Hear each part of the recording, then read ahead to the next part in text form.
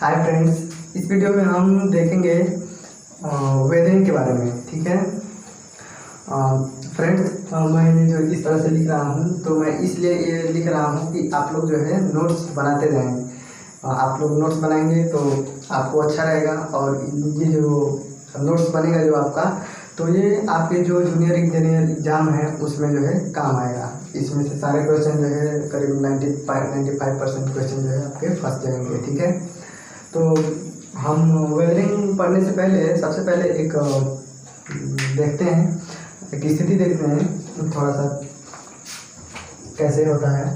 तो मान लेते हैं कि ये है, यहाँ पे जो है चट्टान है। ठीक है, यहाँ पे चट्टानें हो गई। ठीक है, तो क्या होता है, पृथ्वी पर बहुत सारी जो क्रियाएं होती हैं वो एक साथ होती रहती हैं। फिजिकल, केमिकल और बहुत सारी क्रियाएं हैं तो वो एक साथ होती रहती हैं। ठीक है, तो जो ये चट्टान हो गई, तो मान ले इस पे जो मानते हैं कि ये ग्लेशियर है, तो ये ग्लेशियर जब पिघलेगा या कभी कभी भूकंप आता है तो जो बर्फ होते हैं, ग्लेशियर होते हैं बर्फ के, वो टूट जाते हैं। तो उन ग्लेशियर के साथ साथ में ये जो चट्टान है, ये चट्टान भी टूट के नीचे आ जाती है। ये चट्टानें भी टूट के नीचे आ जाती है। ठीक है, तो हम मान लेते हैं कि यहाँ से जब चट्टानें हैं ये टूट के यहाँ पर आ गई हैं। ठीक है, यहाँ से लुढ़कते लुढ़कते यहाँ पे आ गई है। ठीक है, अब क्या होगा कि ये जो ग्लेशियर है, ये ग्लेशियर पिघलेगा या कभी बरसात होगी तो बरसात का पानी है या ग्लेशियर का जो पानी है, तो वो क्या करेगा कि ये जो चट्टानें हैं इनको बहा करके और एक नदी में ला देगा। बहा करके धीरे धीरे लाता जाएगा और धीरे धीरे जो पानी है वो नदी का रूप जो है धारण कर लेता है। ठीक है, तो जब ये ग्लेशियर का पानी या बरसात का पानी जब उसको बहा कर लाएगा तो वो क्या होगा कि एक दूसरे से टकराएंगी और टकरा करके जैसे जैसे भारी कण जो है रास्ते में पहले जमा होते जाएंगे और छोटे कण कहीं और दूर और उसके छोटे कण और दूर, ऐसे क्रम में जो है रुकते जाएंगे। ठीक है, तो बोल्डर, कोबल, ग्रेवल, सैंड, ये जो है इसी क्रम में आके जमते जाएंगे। ठीक है, और इसके बाद से जब ये पानी बहा के लाएगा इनको नदी में, और नदी में क्या होगा कि ये सैंड में, सिल्ट में और बहुत सारे जो मिट्टी हैं वो भी बहाकर इसमें आती है। तो नदी का जो पानी है वो अपने साथ बहुत सारे सिल्ट और क्ले जो है ले करके समुद्र में जो है जाके ये जमा कर देती है नदी का पानी। तो ये समुद्र में बहुत सारे सिल्ट और क्ले हैं जो तो आके इसमें जो है जम जाते हैं, और समुद्र में ऊपर का जो है पानी का प्रेशर ज़्यादा होने के कारण ये जो जमाव है, जिसको हम सेडिमेंट भी बोलते हैं, तो ये सेडिमेंट है तो बहुत सारा जो है पानी है उसका हाई प्रेशर के कारण सेडिमेंट धीरे धीरे एक्यूमुलेट होता है। उसमें कई सारे, जैसे कि कैल्शियम कार्बोनेट हो गया, तो इसमें जो है बाइंडिंग का जोड़ होता है। वो क्या करता है कि बहुत सारे कणों को मतलब एक दूसरे में बांध देता है और धीरे धीरे वो चट्टान का रूप धारण कर लेती है। जैसे कि बहुत जो समुद्री जीव हैं उनकी हड्डियाँ हो गई तो वो कैल्शियम कार्बोनेट की बनी होती हैं। तो ऐसे ही वो क्या होता है, जम के और ये सेडिमेंट्री रूप का जो है निर्माण कर लेते हैं। सेडिमेंट्री जो है रॉक बन जाती है।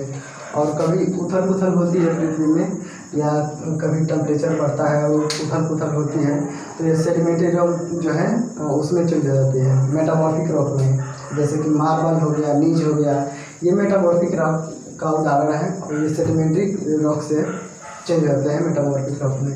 तो ऐसे ही पृथ्वी पर जो क्रियाएं होती हैं एक साथ होती हैं, ऐसे ही होता है। और रेसिडुअल जो सॉइल होती है वो क्या होता है कि वो जो चट्टान जो है जब उसका जो है वेदरिंग होता है या डिसइंटीग्रेशन होता है, तो वो कहीं कोई ट्रांसपोर्टिंग एजेंट द्वारा एक स्थान से दूसरे स्थान पर ट्रांसपोर्ट नहीं होती। वो क्या होती है कि वो वहीं पे रहती है, तो इसलिए जो है उसको रेसिडुअल सॉइल बोलते हैं। उसका जो है किसी भी ट्रांसपोर्टिंग एजेंट द्वारा, जैसे कि वाटर हो गया, हवा हो गया, तो ग्रेविटी हो गया, तो इनके द्वारा वो जो है ट्रांसपोर्ट नहीं होती, वो अपने स्थान पे ही रहती है और धीरे धीरे जो है चट्टान का वो रूप धारण कर लेती है। तो उसको हम रेसिडुअल बोलते हैं। Residual soil. तो जिन सॉइल कणों का ट्रांसपोर्टिंग एजेंट द्वारा एक स्थान से दूसरे स्थान पर स्थानांतरण हो जाता है उनको जो है ट्रांसपोर्टेड सॉइल बोलते हैं। ठीक है, सॉइल में हमारा जो है बोल्डर हो गया, कोबल हो गया, ग्रेवल हो गया, सैंड हो गया, सिल्ट हो गया, क्ले हो गया, ये सब सारे सॉइल के अंतर्गत आते हैं। और रेसिडुअल सॉइल है तो जिन सॉइल का जो है ट्रांसपोर्टिंग एजेंट द्वारा एक स्थान से दूसरे स्थान पर स्थानांतरण नहीं होता उसे हम रेसिडुअल सॉइल बोलते हैं। दो टर्म है, पहला तो है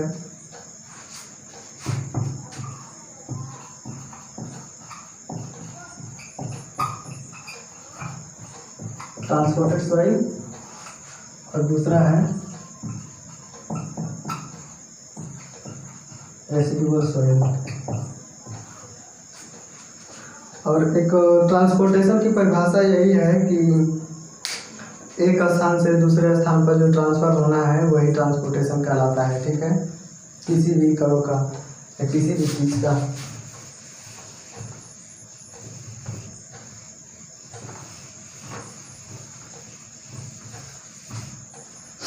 अब हम देखते हैं टाइप्स ऑफ वेदरिंग। वेदरिंग कितने प्रकार की होती है? वेदरिंग दो प्रकार की होती है, पहला है फिजिकल या मैकेनिकल वेदरिंग और दूसरा है केमिकल वेदरिंग।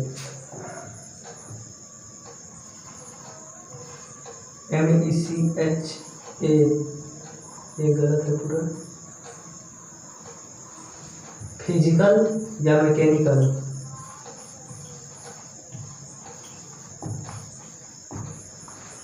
पहला है फिजिकल वेदरिंग और दूसरा है केमिकल वेदरिंग। तो फिजिकल वेदरिंग क्या होता है? इस वेदरिंग में विघटित कण के शेप तथा साइज में परिवर्तन होता है परंतु उसके केमिकल कंपोजिशन में कोई परिवर्तन नहीं होता है, अर्थात इसमें भी वही कंपोजिशन होता है जो पेरेंट रॉक में होता है। तो हम ये पहले देख लेते हैं शेप और साइज क्या होता है। शेप मतलब कि शेप का मतलब ये होता है, जनरली आमतौर पर कन्फ्यूजन हो जाता है इन दोनों शब्दों में। तो शेप का मतलब हो गया जैसे कि ये गोलाकार हो गया, ये क्यूबिकल शेप हो गया, और ये त्रिभुजाकार हो गया, ये हो गया पंचभुज हो गया। तो ये सब सारे शेप कहलाते हैं। ठीक है, और साइज में जो है इसका आकार, साइज में जो है इसकी डाया के अनुसार जो है नापा जाता है। जैसे छोटा साइज हो गया, ये बड़ा हो गया, ये और बड़ा हो गया, ये इससे भी बड़ा हो गया, तो ये साइज होता है। ठीक है, तो शेप और साइज का ये मतलब होता है।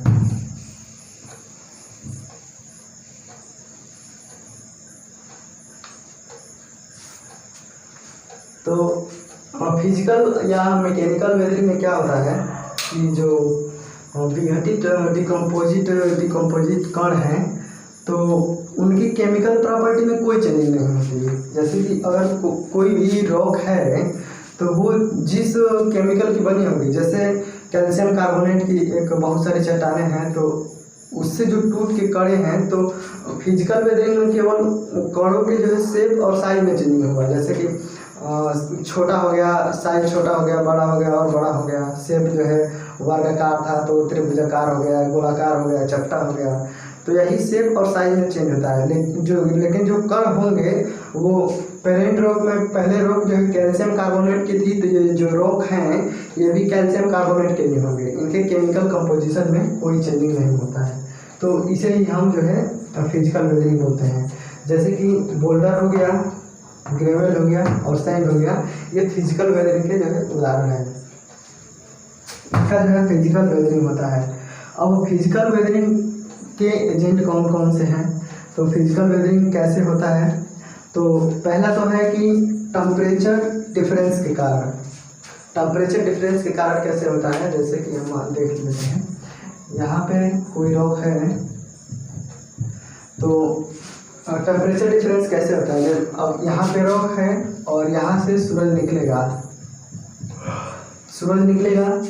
तो सूरज की रोशनी जो है इस पे पड़ेगी, रॉक पे। तो रॉक पे पड़ेगी तो क्या होगा कि ये जो रॉक का जो बाहरी सतह है, सूरज की रोशनी की गर्मी के कारण ये जो है इसका तापमान बढ़ जाएगा, और जो इसका अंदर वाला भाग है इसका टेम्परेचर जो है बाहर की तुलना में कम रहेगा। तो क्या होगा कि जब बाहरी रॉक का जो है टेम्परेचर बढ़ जाएगा तो वो क्या होगा, उसमें एक्सपेंशन होगा, और अंदर वाली रॉक जो है इसका टेम्परेचर बाहर से कम रहेगा, ये ठंडा रहेगी, तो इसका जो है एक्सपेंशन नहीं होगा, यानी कि प्रसार नहीं होगा, उसमें जो है फैलाव नहीं होगा, और बाहर वाली जो रॉक की सतह है उसमें फैलाव होगा। तो अंदर वाली जो है स्थिर है, बाहर वाली में फैलाव हो रहा है, और ये दिन प्रतिदिन का काम है। रोज़ सूरज निकलेगा, रोज़ बाहर वाली में फैलाव होगा, अंदर वाली वैसे ही रहेगी। तो क्या होगा, धीरे धीरे क्या होगा, ये बाहर वाली सतह इसी टेम्परेचर डिफरेंस के कारण जो है टूट जाएगी। तो इसको ही हम फिजिकल वेदरिंग के अंदर लेते हैं। तो एक तो इस तरह से टूट जाएगी ये, तो ये क्या होगा कि छोटे छोटे कणों में या बड़े बड़े कणों में ये है चट्टानें टूट के गिरने लगेगी। तो एक तो हो गया कि टेम्परेचर डिफरेंस के कारण। अब दूसरा हो गया कि due to having different coefficient of expansion of different rock, अलग अलग रॉक की जो है जिसमें उसमें अलग अलग जो है मिनरल होते हैं, तो उनका जो है डिफरेंट अलग अलग जो है coefficient of expansion. Coefficient of expansion क्या होता है कि जैसे कि कोई भी दो रॉक हो गई, तो अगर हम 1 डिग्री टेम्परेचर बढ़ाएंगे तो एक्सपेंशन की कोफिशिएंट रॉक में जो है एक्सपेंशन की प्रॉपर्टी होगी जो, तो 1 डिग्री का सेंटीग्रेड बढ़ाएंगे तो कोई रॉक जो है 1 सेंटीमीटर बढ़ जाएगी और कोई रॉक जो है 2 सेंटीमीटर बढ़ जाएगी। तो ये जो फैलाव का जो हम तो बढ़ाए हैं 1 ही डिग्री सेंटीग्रेड, लेकिन जो फैलाव हुआ है जो दो अलग अलग रॉक हैं उनमें जो है अलग अलग हुआ है। एक में 1 सेंटीमीटर हुआ है और दूसरी वाली में 2 सेंटीमीटर हुआ है। तो ये जो फैलाव है ये उनकी एक्सपेंशन जो है कोफिशिएंट ऑफ एक्सपेंशन जो है प्रसार जो गुणांक है, प्रसार गुणांक इसके कारण हुआ है। तो दूसरी तो ये हो गई कि अगर इस चट्टान पे अगर अलग अलग टाइप की जो है चट्टानें हैं, बाहरी सतह पे ही अलग अलग टाइप की चट्टानें हैं, तो जब सूरज की रोशनी पड़ेगी तो एक में वृद्धि जो है कम होगी, एक में ज़्यादा होगी, तो इस कारण से भी चट्टानें जो है टूट जाती हैं। तो दूसरा कारण ये हो गया, और तीसरा कारण हो गया वेजिंग एक्शन के कारण। तीसरा कारण जो हो गया वेजिंग एक्शन के कारण, ठीक है। वेजिंग क्या होता है? वेज मतलब होता है पतझड़। वेज मतलब होता है, वेज का मतलब होता है पतझड़, पतझड़ या पतझड़ कुछ भी बोल दें। तो पतझड़ क्या होता है, जैसे कि हम लोग क्या करते हैं कभी कभी कि जब लकड़ी फाड़ते हैं तो ये मान लेते हैं कि ये जो लकड़ी है, तो लकड़ी फाड़ते हैं तो ये बीच में से फट जाती है थोड़ा सा, तो इसमें हम कुछ गुटखा लगा देते हैं, ठीक है। इसमें हम ऐसे गुटखा लगा देते हैं,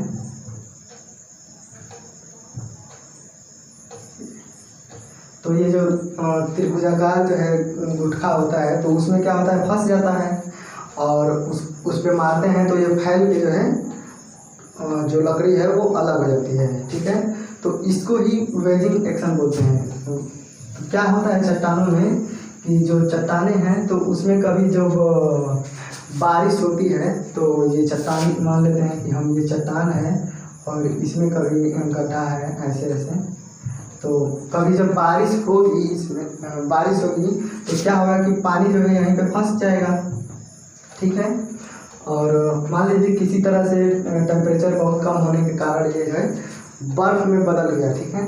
तो जब ये वाटर है और जब वो बर्फ़ में बदलता है तो उसका आयतन बढ़ता है, ठीक है। तो ये पानी इसमें भरा है और जब ये बर्फ़ में चेंज होगा तो इसका आयतन बढ़ेगा, आयतन बढ़ेगा तो इसमें एक्सपेंशन होगा, तो एक्सपेंशन होगा तो क्या होगा कि ये चट्टान जो है यहाँ से क्रैक कर जाएगी और क्रैक करके टूट के अलग हो जाएगी। तो ये हो जाता है वेजिंग एक्शन। और चौथा है due to root of plant. और फिजिकल वेदरिंग चौथा कैसे होता है कि कभी कभी क्या होता है कि चट्टानों पे, पहाड़ों पे बहुत सारे पेड़ पौधे उग जाते हैं, ठीक है। तो बहुत सारे पेड़ पौधे उग जाते हैं तो इनकी जड़ें जो है चट्टानों में ही अंदर जाती हैं, चट्टानों में ही अंदर जाती हैं और धंसी जाती हैं। इस कारण जो है चट्टान में जो है क्रैक करके टूट के पेरेंट रॉक से जो है अलग हो जाती हैं। तो ये फिजिकल वेदरिंग का एक और कारण है। और लास्ट वाला है जो एब्रेशन एक्शन, इसको हम सिंपल साधारण जो है घर्षण बोलते हैं, घर्षण के कारण। तो घर्षण के कारण क्या होता है कि कभी कभी जो है हवा चलती है तो इस पे जो छोटे छोटे कण हैं या बड़े कण हैं, तो जब बहुत तेज हवा चलेगी तो ये इन छोटे छोटे जो पत्थर के टुकड़े हैं इनको जो है ढकेलती ले जाएगी। तो इनके कारण क्या होगा, घर्षण होगा, तो कुछ जो है इनके कारण जो है चट्टानें टूट जाएंगी। और दूसरा है कि जब इन चट्टानों में बारिश होती है तो जो पानी बहता है तो पानी भी कुछ चट्टानों को काट देती है। तो दूसरा तरीका ये हो गया। तीसरा ये हो गया कि अगर इस पे आदमी जो है आ जा रहे हैं या बहुत सारे जानवर हो गए, जंगली जानवर हो गए, पशु पक्षी हो गए, तो उनके पैर के जो खुर हैं उनसे भी कुछ घर्षण होकर ये चट्टानें जो है टूटती रहती हैं। तो ये जो हो गया फिजिकल वेदरिंग। और दूसरा हम देखते हैं केमिकल वेदरिंग। केमिकल वेदरिंग क्या होता है, इसमें कणों के शेप एंड साइज के साथ साथ केमिकल कंपोजिशन में परिवर्तन हो जाता है, अर्थात प्राप्त सॉइल की केमिकल प्रॉपर्टीज पेरेंट रॉक से अलग होती है। इस वाले वेदरिंग में क्या होता है कि चट्टानें जो है टूटती हैं तो उनके जो कणों के जो शेप और साइज हैं वो तो चेंज होते ही होते हैं, साथ साथ में जो है उन जो कण हैं उनका जो केमिकल प्रॉपर्टी है वो पेरेंट रॉक से जो है अलग हो जाती है।